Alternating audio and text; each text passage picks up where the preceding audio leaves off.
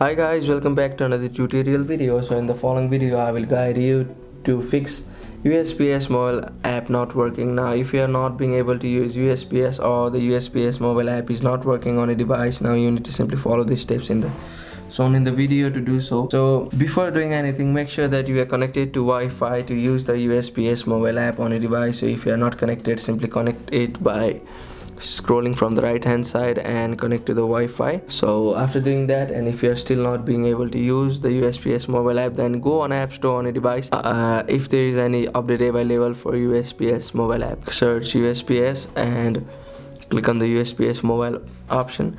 So if there is any update available, then you will see the option of update on the place of open, which is highlighted in blue right now. So click on the option of update if there is any update.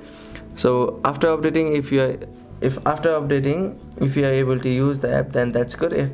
If you are not still able to use the app, or the app is not working again, then you'll need to click on the option of settings and click on general on settings. So under general you'll see the option of iPhone storage, so click on it, and here you need to find the USPS mobile app. So scroll down, you need to click on the USPS mobile app. So after clicking on USPS mobile app, you need to click on the option of offload app to offload the app.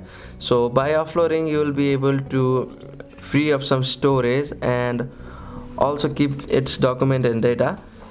So it also helps to fix the error which is happening on your app. So click on the option of offload app to offload it, and by offloading you'll need to click on the option of reinstall app to reinstall it again on your device, and after that your app will run smoothly as before. So that's it. Thank you for watching the video. Please don't forget to like the video and subscribe to our channel. Thank you.